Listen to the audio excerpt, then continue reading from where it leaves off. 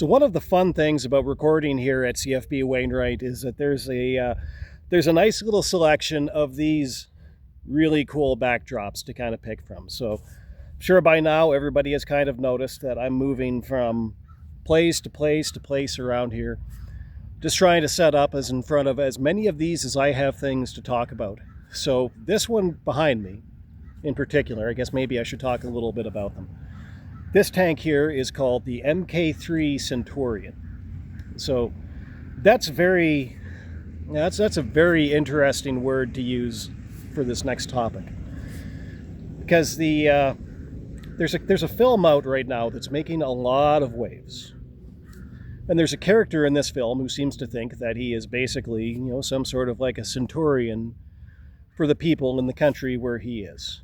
In terms of a centurion, the word that we typically associate that with is protector. And so Uwe Ball, or Uwe Ball, I believe, may actually be the more correct pronunciation, has released a film by the name of Citizen Vigilante. I watched it this past week, and is that ever? It's something.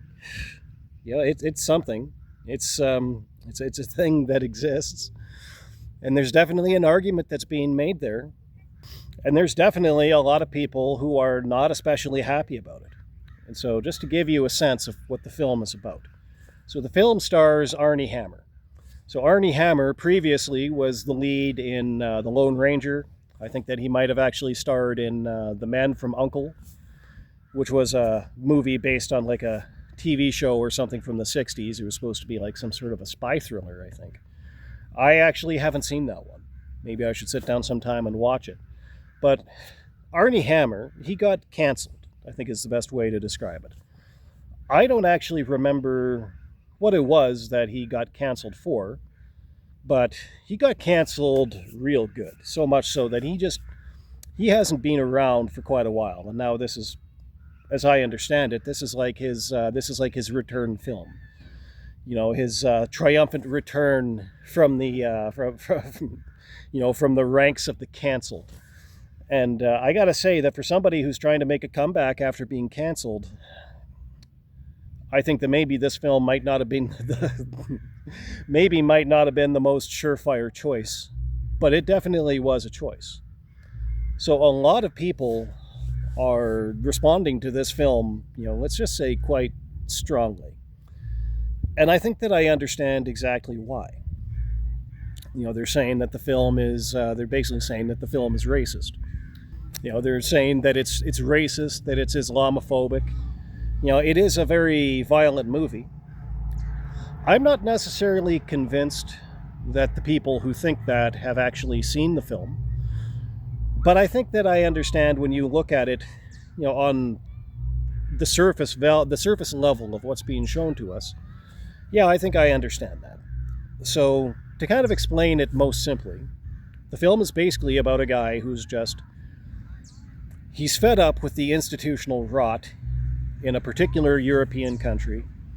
I don't think they're terribly clear on it, but I think maybe it's supposed to be Germany. But he's fed up enough with the institutional rot in a particular European country that's basically just like allowing crime and violence to run like completely unchecked. And he decides that he's going to be the guy that does something about it. And he's been doing it as the film starts for quite a long time. Long enough that the public, they have a kind of like a name for him. Like they're actually already calling him Citizen Vigilante at the start of the film, and they're already talking about his previous exploits. But as the events of the film unfold, you don't actually see any of that until later into the film. Actually, through the first portion of the film, what you see more than anything else is actually he's kind of out dealing with what you would call like I guess for lack of any better phrase, like a white hooligan who has a black friend who's with him, but I mean not migrants. And basically, he encounters this character on a bus, and basically he and his friend and this girl who you would presume is maybe a girlfriend to one or both. Could be a throuple, who knows? So it seems like that's a growing trend. But anyhow, they jump on a bus and they don't pay the fare. And so the bus driver says to him, it's like, hey, it's like $1.50 per person. Like, you have to come back here and pay your fare. And they basically just kind of ignore them and try and go about their day, try and sit down on the bus and make the guy drive. And finally, he comes over, because he's sitting on that bus. He comes over and he confronts them, and he's like, hey, go pay your fare. All these people are waiting for this bus to go. It's not going to go until you pay. Go pay your fare. And so they kind of refuse. Eventually he gets fed up and he just goes over and he pays the bus driver. The bus driver gives him change. That's weird. That is weird. I have never in my life been on a bus where I've been given change. But apparently this bus driver, he goes a little bit more than what most bus drivers do. He actually carries change, gives them change. Hey, that's nice. Get change on your bus fare. Oh God, could you imagine? That would be such a hassle. That would be such a hassle for the driver if they had to do that every time. It doesn't happen in real life. It happened in this film. I'm not sure why, but regardless. So he goes over and sits down and he starts talking to these two kids. And he's like, when you do things like this, it makes things worse for everybody else. Like, basically just everything that you do like this, it makes things harder for everybody else. In the instance of like a bus fare, if you don't pay your bus fare, then bus fares are going to go up for everybody. If you go stealing, if you go to a movie and you don't pay, then everything goes up for everybody. Kind of like a simple little message. And these kids are very much like, they're little shithead hooligans. And so they react to that the way that little shithead hooligans do.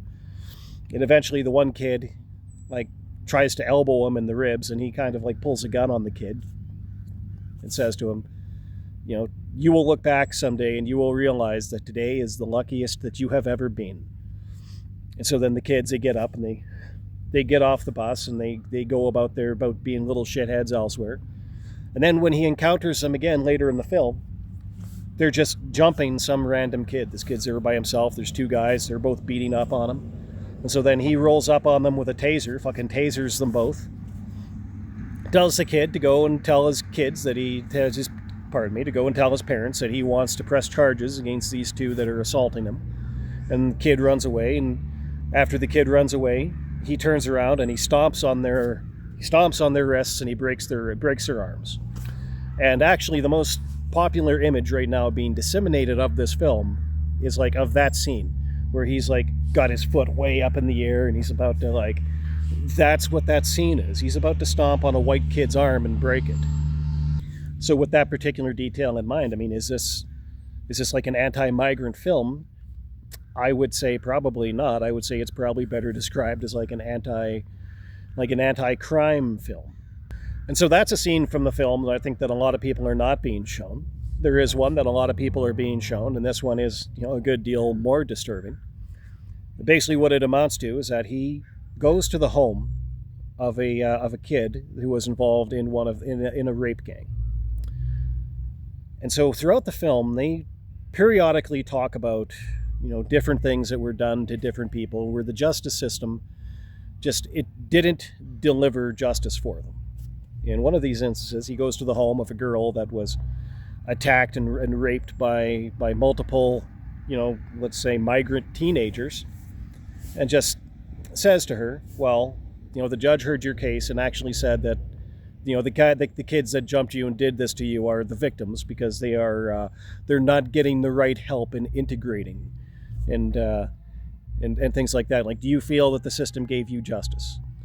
And of course she says no.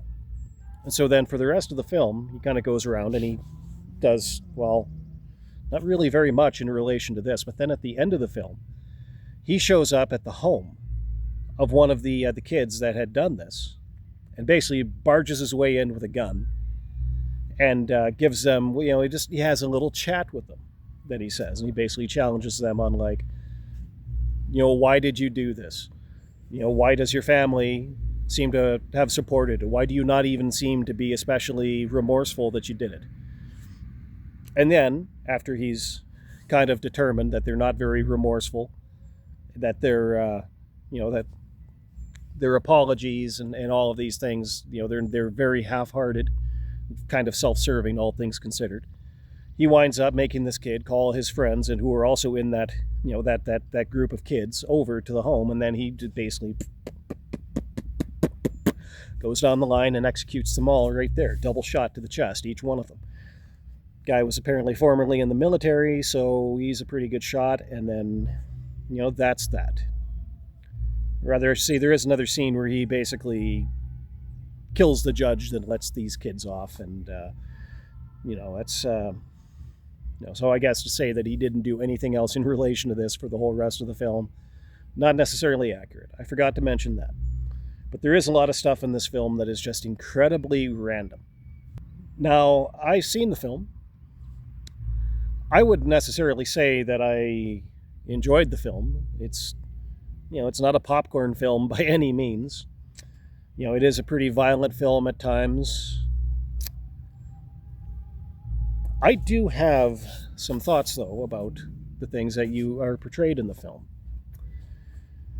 And so there's an argument that's basically made in the film that if the institutions that we have created and delegated power to in order to deal with these things aren't doing those jobs, then basically at that point, what needs to happen? You delegate power to the police, you delegate power to judges. So then when people are committing crimes, the police are supposed to go stop them, the judges are supposed to put them away in jail. But now, the police, as we have seen frequently with situations such as the one depicted in the film, have been caught at times turning a blind eye because they were afraid to be labeled as racist or Islamophobic. And then sometimes the judges, they deliver these absolutely deranged, absurd rulings that basically allow these people to get off pretending like they're some kind of a victim. Maybe not necessarily the victim of the crime, but something else that the judge pretends explains the crime. Or sometimes we don't even get a good explanation at all. So I'll give you an example. Here in Canada, a couple of months ago, there was a case in Saskatchewan where an East Indian couple was caught driving in a car with more than 100 pounds of fentanyl. And when it went to court, the charges got stayed. 100 pounds of fentanyl is enough to kill a frightening number of people. And then they go to court and those charges get stayed. And our justice system here is so arrogant that the judge that makes that decision actually believes they don't owe anybody an explanation for how they reached that outcome. Anybody else, the Crown prosecutor that maybe went along with it, they think that they don't owe anybody an explanation for how they made the decision to do that. Now that's just an example of just one case. There have been a lot of other cases like it. But the point that I would raise here is that there are an awful lot of people who are now waking up to this idea that maybe the institutions that we've been counting on, are not working on our behalf anymore. That they're not working to protect us anymore. That now they're actually more working to protect people who are here to harm us. Or at least protecting people who think that they can get away with coming here to harm us. Now keep in mind that all of the events of that film are fictional. So far as I'm aware, nothing quite like that has actually happened. But I would be lying if I were to sit here and pretend. Like, I have never ever looked at a ruling that has come out on a case like this, read it, and then said to myself, the judge that delivered that verdict should not feel safe. They should not feel safe walking the streets. They should not feel safe in their own homes. I think that they should understand that this judgment that they have issued in this case is so offensive to the public values of our country that people are not going to tolerate it. People are not going to tolerate the continuing existence of people that would issue rulings like that. We will definitely not continue to tolerate them in a position of power. Now, that's not to say that I advocate for something like what is depicted in the film, because that would be insane. But I can't deny that at times I've actually felt that way. And I do happen to wonder that if some of these idiot judges who are just using these positions that they've been given as just basically like a, like a just a way that they can indulge themselves ideologically.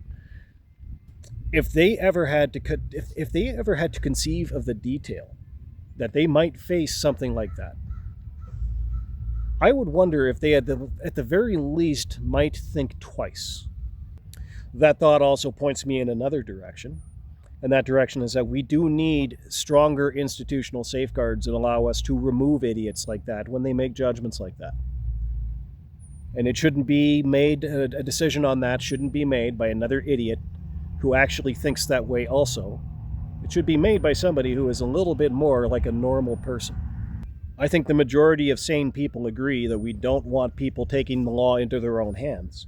So maybe we need additional measures by which we can take the law out of the hands of people who are not sane, not reasonable, and quite frankly, just not acting in the best interests of the people that they were appointed to serve.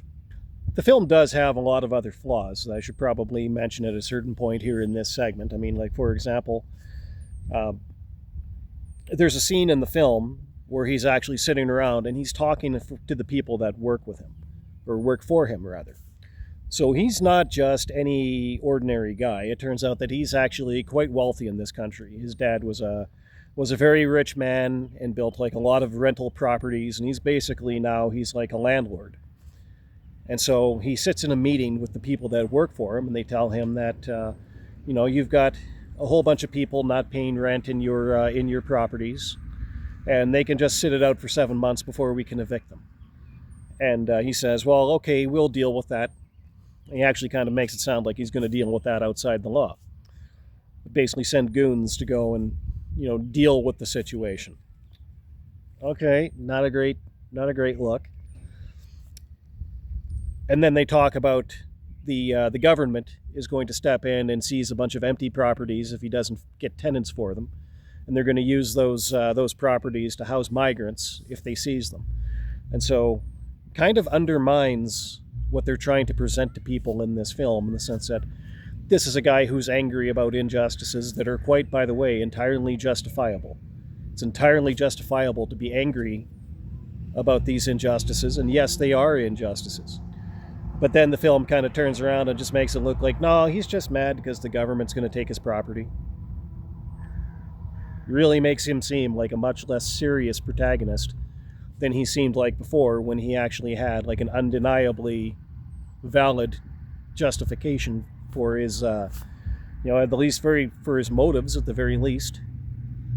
And then I believe there's actually a portion in that scene, there's a line in that scene that I think infers that he's actually in the country illegally himself. Just like dumb. We're supposed to be angry about these migrants who are coming into the country and then causing crimes, and then the guy who's out being the vigilante is also himself like, an illegal migrant, an unlawful migrant, unlawfully present in the country, like just like dumb. But that's the thing about Uwe Boll, is that nobody has ever really said that he's necessarily like the smartest guy out there. He's not the most talented film director. Most of his films have absolutely stank. In fact, I can't think of one that I've ever seen from him that was any good. Some of the other, he made a lot of video game films. I think he made a Blood Rain film that was not any good whatsoever. But it did have the girl from Terminator 3 in it. So that probably helped finish off her career. Like in terms of like, the actor appears in a bad film, it ends their career. Yeah, I think maybe that might have been a factor there. But just in general, not a guy with a reputation for making good films or even smart films. Which is why I think that a lot of the reaction to this particular film has been so utterly foolish. Because once you start to roll in and you start to try to like ban a film within the borders of your country, once you start to try to ban anything, you're going to direct more attention to it. This is what they call the Streisand effect. The Streisand effect is in full effect now. So much so that now Uwe Boll is actually talking about how he's going to make a sequel. And it sounds like he's going to make the sequel whether or not he recovers the I think the figure I heard was maybe he might have spent $9 million basically of his own money making this film. And now he's just turning around and he's saying to these, these institutional elites, he's like, oh, you didn't like this? Okay, I'm going to do another one. And he's probably going to spend his own money doing it again. And even if he doesn't make his money back, I don't think he's going to care, because it really does seem to me that at this point, he's just spending his own money to spread his own message that he fervently believes in. And that's not exactly somebody that you can stop by just turning around and saying, okay, well, your film is banned. It's like, oh, you're going to ban this film? Fuck you, I'll make another one. And if you try to stop me from distributing it by the traditional means, well, then I'm going to go to non-traditional means and just get it out there in any way that I can. Like, I think that he's basically about to Banksy this shit to absolutely no end. And what makes all of this use, or rather I should say misuse, of institutional power just so egregious is that they're doing something that I think that if you were to look at just the overall merits of this film, like the merits of this film as a film, regardless of how much you agree or disagree with the message, and I agree a little bit, disagree a little bit, but on the merits of this film as a film, it ought to fail. Because as a film, it's really just not very good. So you don't need to go after this little mosquito with an institutional bazooka. All you really need to do is just let it flounder on its own. And now, because they're not content to let it do that, now I think that's actually going to inflate the amount of success that this film has had. So they've obviously made a mistake here. But those are the kinds of mistakes that scared people with power make when they start to perceive a real threat to their power. And the release of this film, the creation of this film, it isn't something that just happened in a bubble. It's kind of happened at this time when people are looking at various governments around the world and they're saying, it's like, we've had the right amount of you. Keir Starmer just had to step down in the United Kingdom. He just had to resign as the Prime Minister. That's a good start. I actually think that the way that he abused his power there, I think that should actually be criminal. I think that they should have basically taken him out of number 10 Downing Street and into a paddy wagon after the things that he did. He ran that country like a literal Latin American strongman tyrant, and it turned out at the very end, when he had to give up power because he was on the verge of losing it anyway, he goes on camera and he's all like, trying to play like he's a fucking Latin American strongman, and at the end of the day, it turns out Keir Starmer is a complete pussy. I read it somewhere that basically the lesson taught by Keir Starmer is that he's just somebody who spent his whole life wanting power, just wanting to have power no matter what, having absolutely no plan for what he was going to do with it, and so then once he had it, all he did was use it and abuse it.